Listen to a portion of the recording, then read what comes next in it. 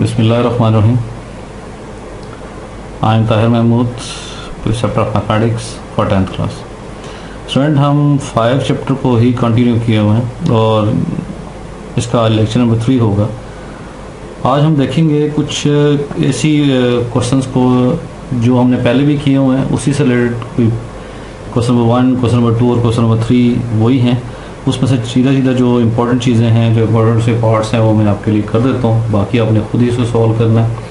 Students, अक्सर जो lecture शुरू करने से पहले मैं वो अक्सर आपसे बात कर रहा होता हूँ कि लेक्चर को प्रॉपरली देखें, इसको अटेंडिव होकर देखें और जो इंपॉर्टेंट चीज़ें हैं उसको साथ साथ नोट करते जाएं। तो जंप करते हैं एक्सरसाइज पे डायरेक्टली। हमारे पास एक्सरसाइज 5.3 है। इसमें क्वेश्चन नंबर 1 को इधर देखते हैं। इसमें हमारे पास यूनिवर्सल सेट है 1 2 3 4 5 6 8 9 10 तक। ए सेट है हमारे 1 3 5 7 9 और बी सेट हमारे पास दे दिया 1 4 7 10। Then verify the following question. जो हमारे पास है उसके पार्ट्स का उन्हें वेरीफाई करना है। इसके जो सीधा पार्ट है वो जो मैं आपके लिए वेरीफाई करूँगा वो यहाँ पे आपको डिस्क्रिप्शन में नज़र आ रहे होंगे। a minus B is equal to a intersection b complement. Second part है b minus a b intersection a complement. इसी तरह थर्ड पार्ट है a union b whole complement is equal to a complement intersection b complement. बिल्कुल ठीक है, आप बता रहे हैं कि ये हमारे पास डी मॉर्गन्स लॉ का फर्स्ट लॉ है। इसी तरह ये second law De Morgan's law का है। उसके बाद हमारा fifth part a minus B whole complement is equal to a complement union b complement है। और सिक्स पार्ट इसका b minus a whole complement is equal to a complement union b complement union a complement. तो students, ये हमने कुछ find out करना है। बहुत सारी चीज़ें इसमें ऐसी हैं जो आप पिछली 2 एक्सरसाइज में कर चुके हैं, जैसे कॉम्प्लीमेंट आप फाइंड कर सकते हैं, डिफरेंस ऑफ सेट आप फाइंड आउट कर सकते हैं। तो ये ऐसी चीज़ें हैं कि जो आप फेमिलियर हैं, कुछ पिछली क्लासेस से भी फेमिलियर हैं, कुछ लास्ट हमने जो एक्सरसाइज 2 की हैं उससे भी आप फेमिलियर हैं। तो अभी देखते हैं, स्टार्ट लेते हैं आपके लिए एक फर्स्ट पार्ट से देखते हैं। तो हमारे पास रिजल्ट आता है जी क्या जी, a minus B is equal to a intersection b complement. तो सबसे पहले लेफ्ट हैंड साइड देखते हैं जी, a माइनस बी 1 3 5 7 9 माइनस 1 4 7 10। तो दोनों में कॉमन एलिमेंट्स 1 और इसके साथ 7 था, तो बाकी 1 और 7 निकाल दिए और 3 5 9 हमारे पास फर्स्ट सेट में जो बाकी बचे वो हमने लिख दिए। ठीक है, इसी तरह रिजल्ट हमारे पास आ गया। अब इस तरह राइट हैंड साइड देखते हैं। राइट हैंड साइड सबसे पहले b कॉम्प्लीमेंट है, तो b कॉम्प्लीमेंट हमें पता है u माइनस बी होता है। तो b complement is equal to universal set के एलिमेंट सारे लिखे, उसके बाद b सेट के एलिमेंट लिखे, b के एलिमेंट यूनिवर्सल से माइनस करते हैं, निकाल देते हैं, जो बाकी यूनिवर्सल में बचेंगे वो b कॉम्प्लीमेंट होगा। इसी तरह हमारे पास a इंटरसेक्शन b कॉम्प्लीमेंट है, तो a इंटरसेक्शन b कॉम्प्लीमेंट हमने दोनों सेट लिख दिए।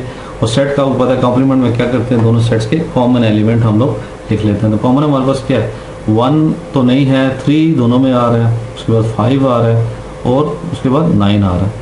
तो हमने ये कॉमन एलिमेंट्स हमने दोनों के साथ लिख दिए। ठीक है, तो ये हमारे पास था इसका। तो हमने क्या किया, लेफ्ट का रिजल्ट भी और राइट का रिजल्ट भी सिमिलर आ चुका है। तो ये हमारे पास रिजल्ट प्रूव हो चुका है। हेंस प्रूव्ड हमने क्या किया, so left hand side equal to right hand side. ठीक हो गया, तो ये हमने इसको सॉल्व कर लिया। इसी तरह बाकी पार्ट्स किसका b minus a is equal to b intersection a complement. इस तरह a यूनियन b सबसे पहले आप फाइंड करेंगे और जो उसका रिजल्ट आएगा उसको u में से माइनस करेंगे तो a union b whole complement आ जाएगा। इस तरह a कॉम्प्लीमेंट आपको पता है अभी, जैसे हमने b कॉम्प्लीमेंट निकाला, इसी तरह हमारे a कॉम्प्लीमेंट आ जाएगा। इस तरह b कॉम्प्लीमेंट का रिजल्ट अभी हमने निकाल लिया, तो इनका दोनों क्या करते हैं, इंटरसेक्शन फाइंड कर लें, तो दोनों का रिजल्ट सिमिलर आ जाएगा। इसी तरह फोर्थ पार्ट में हम देखें तो a इंटरसेक्शन b सबसे पहले फाइंड आउट करना है। जो रिजल्ट आएगा उसको u में से माइनस करेंगे तो उसका कॉम्प्लीमेंट हमारे पास आ जाएगा। इस तरह लेफ्ट हैंड साइड से सॉल्व होगी। इस तरह a कॉम्प्लीमेंट और b कॉम्प्लीमेंट का यूनियन फाइंड कर लेंगे। तो D Morgan's law last exercise में भी हमने किए, तो ये भी यहाँ सॉल्व हो जाएंगे। अच्छा, ये इंपॉर्टेंट प्रॉपर्टीज हैं, इसकी आइडेंटिटीज हैं, इसको भी देख लें। a माइनस बी सबसे पहले फाइंड करेंगे, ये हमारे पास रिजल्ट आ जाएगा। इसको यूनिवर्सल से माइनस इस सेट को यूनिवर्सल से माइनस करेंगे तो बाकी जो बचेगा वो हमारे पास कॉम्प्लीमेंट आ जाएगा, a minus B whole complement आ जाएगा। इस तरह a कॉम्प्लीमेंट तो हमने फाइंड ऑलरेडी आप कर चुके हैं, तो उसको यूनिवर्सल उसका यूनियन कर लेंगे b के साथ, तो राइट हैंड साइड और लेफ्ट हैंड साइड आपस में बराबर हो जाएगी। इस तरह सिक्स्थ पार्ट में हमारे पास आ जाएगा b minus a whole complement is equal to b complement union a complement. तो सबसे पहले b माइनस a फाइंड करेंगे, उसका फिर कॉम्प्लीमेंट फाइंड करेंगे, तो ये लेफ्ट हैंड साइड सॉल्व हो जाएगी। इस तरह b कॉम्प्लीमेंट और यूनियन a का हम करेंगे तो हमारे पास राइट हैंड साइड सॉल्व हो जाएगी। तो दोनों का रिजल्ट सिमिलर आना चाहिए।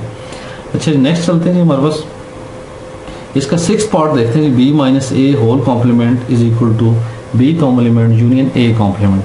ठीक है, बाकी क्योंकि डिमॉर्गन्स लॉ थे वो आपने पहले भी किए हुए तो वो आपके लिए आसान है।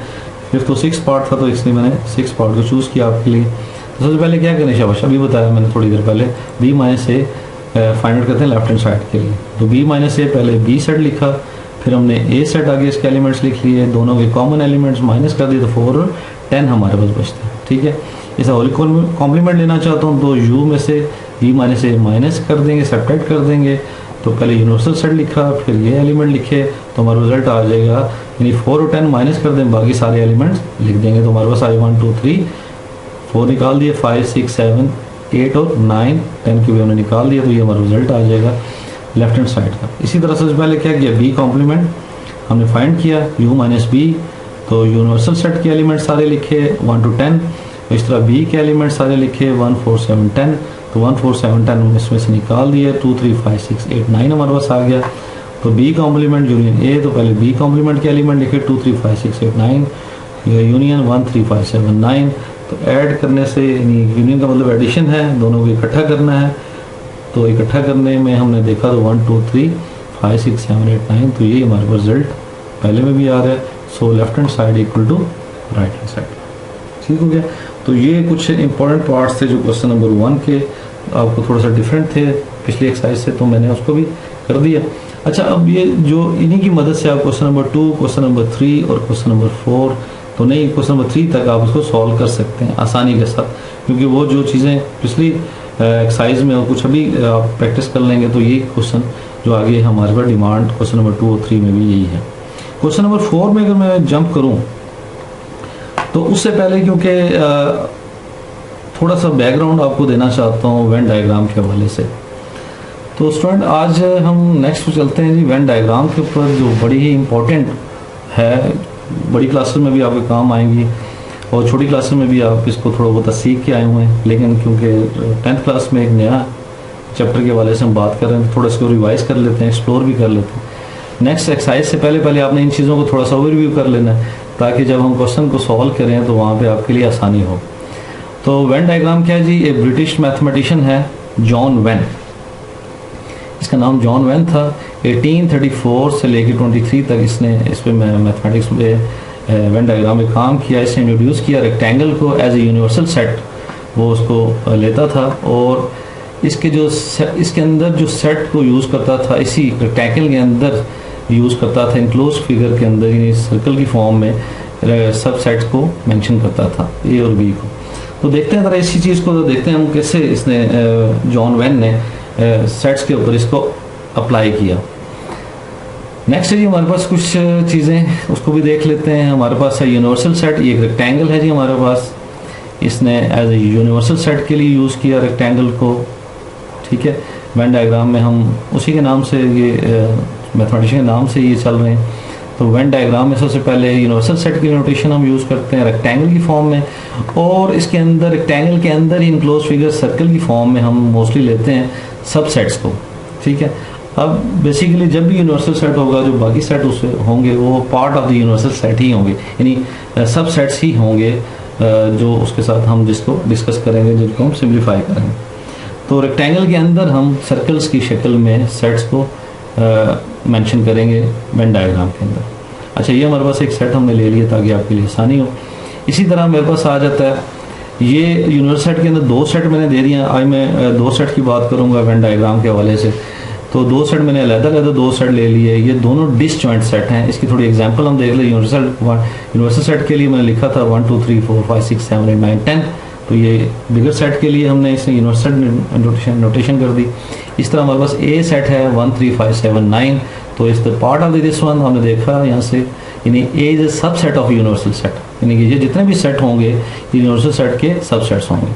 अच्छा, इसी तरह मैंने बी सेट अगर आपके सामने लिखा, देखें ए सेट है 1 3 5 7 9, बी दे दिया 2 4 6 8 10, तो दोनों के डिफरेंट एलिमेंट हैं।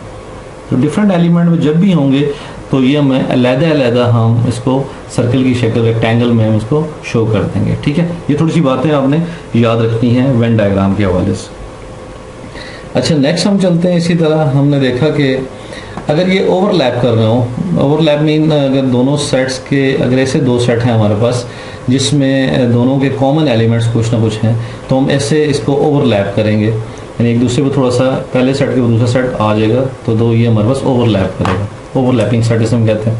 इसी तरह अगर आप दो सेट, जैसे हम लास्ट में मैंने किया था कि दोनों डिसजॉइंट सेट हैं, तो अलग-अलग कोई हमें एलिमेंट कॉमन नहीं है, तो हम उस सूरत में इस तरह इसको मेंशन करें। अच्छा, यूनियन अगर फर्स्ट के लेना चाह रहे हैं तो यूनियन में हम क्या करते हैं, दोनों सेट के एलिमेंट्स को इकट्ठा कर लेते हैं। तो ये दोनों सर्कल हम शेड कर लेते हैं, उसमें को कलरिंग कर लेते हैं। तो कलर में मैंने इसको मेंशन कर दिया है कि कलर करने के लिए येलो कलर मैंने इसको यहाँ पे लिया। तो ए यूनियन बी में दोनों सेट के एलिमेंट को इकट्ठा कर लेंगे। अच्छा, यहाँ पे भी इनको इकट्ठा करेंगे तो ये भी दोनों सेट्स हमारे पास क्या हो जाएंगे, इकट्ठे हो जाएंगे। इस सूरत में क्या होगा, जो कॉमन एलिमेंट्स हैं वन टाइम में लिखेंगे। ठीक है, तो सेट देखें जी हमारे पास क्या आता है, 1 3 5 7 9 है, तो इसमें देखें 2 3 5 7 11 है। तो क्या हमारे पास कॉमन आ गया 3 5 और 7। तो ये जब भी कॉमन एलिमेंट्स किसी दो सेट में होंगे तो आपने इसको ओवरलैप करना है, थोड़ा सा नहीं, दूसरे सेट पे इस तरह आपने बना के रखना है। ठीक है जी, तो ये हमें समझ आ जाएगी कि ये ओवरलैप है, दोनों सेट में कुछ ना कुछ एलिमेंट्स हमारे पास कॉमन आ रहे हैं। और ये ऐसे सेट हैं जिसमें हमारे पास कोई भी सेट में ऐसे नहीं है जिनमें कॉमन एलिमेंट्स हो। देखें 1 3 5 7 9 2 4 6 8 10, तो कोई भी कॉमन नहीं है, तो इस सूरत में हमने ऐसे लिखा। अगर मैं इनको यूनियन निकालना चाहता तो दोनों सेट के एलिमेंट्स को इकट्ठा करता तो यूनिवर्सल सेट बन जाता। ठीक है, तो हमने शेड कर दिया। अच्छा, नेक्स्ट और चलते हैं जी। हमारे पास क्या रिजल्ट है कि हम इसको फर्स्ट किया, अभी लास्ट में मैंने बताया था कि अगर ओवरलैपिंग सेट है तो यूनिवर्सल, अगर इनको यूनियन लेना चाहता हूँ दोनों सेट के एलिमेंट्स को इकट्ठा कर दूंगा, यानी दोनों को शेड कर देंगे। जो कॉमन एलिमेंट, ये कॉमन एरिया है, तो उसको वन टाइम ही लिखा जाएगा यूनिवर्सल, यानी कि यूनिवर्सल सेट के अंदर ही इनक्लोज फिगर को शेड कर लेते हैं।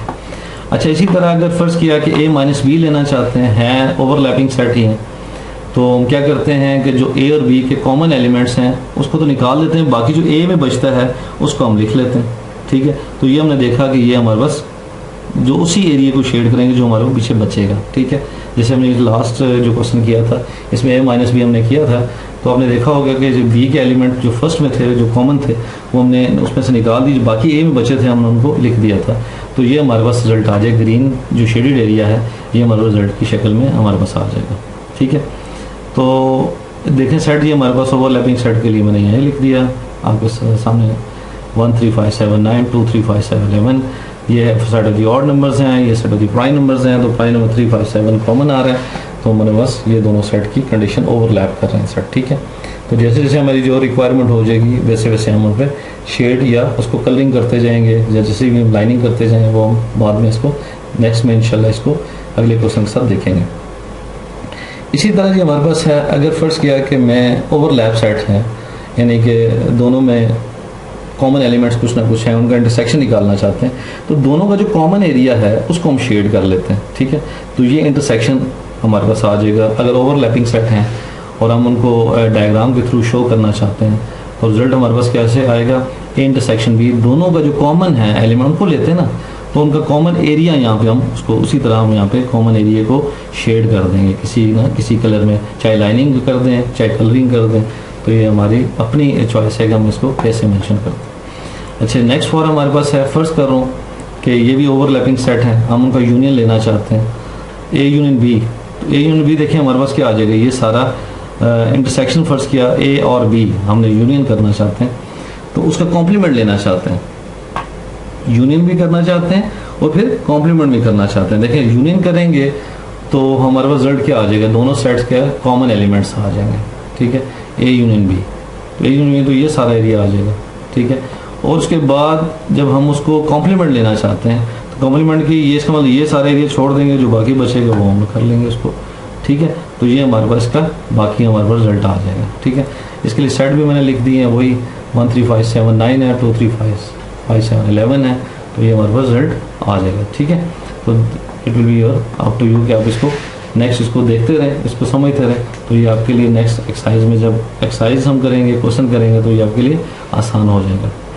अच्छा, इसी तरह अगर हमारे पास है, अगर हम लोग एक ही सेट है उसका कॉम्प्लीमेंट निकालना चाहते हैं, तो हम क्या करते हैं, यूनिवर्सल सेट में से ए को माइनस कर देते थे, यानी एक एलिमेंट्स यूनिवर्सल से निकाल दें, बाकी यूनिवर्सल में जो बचेगा वो एक कॉम्प्लीमेंट होगा। तो क्या हमने क्या किया, ये ए के एलिमेंट्स हैं और A is subset of you, तो ए को हमने छोड़ दिया, बाकी रेक्टेंगल को हमने क्या कर दिया, शेड कर दिया, तो ये हमारे पास ए कॉम्प्लीमेंट की शक्ल हमारे पास आ जाएगी। ठीक है, और ए कॉम्प्लीमेंट को आपको पता है कैसे हम लिखते हैं, ए कॉम्प्लीमेंट कैसे लिखते हैं भाई, शाबाश, ए ऊपर डैश डाल दें या ए उसके साथ ए लिख दें, तो हमारे पास क्या लिखते हैं, ए और छोटा सा सी लिख दें। ठीक है, it is up to you कि आप इसको ऐसे दोनों सूरतों में हम इसको लिख सकते हैं। ठीक है, अच्छा जी, नेक्स्ट हमारे पास क्या है रिजल्ट, इस पे डिस्कस कर लेते हैं। जो दूसरी हमारा शक्ल ये है कि हमारे पास अगर हमारा ये कहते हैं कि दो सेट हमारे पास आ जाते हैं और A is a subset of B, और ये दोनों सेट तो सबसेट तो हैं यूनिवर्सल सेट के, लेकिन B is a bigger than A, यानी कि बी के एलिमेंट ज़्यादा हैं और ए के एलिमेंट थोड़े हैं, लेकिन ए के जो एलिमेंट्स हैं वो बी में भी मौजूद हैं।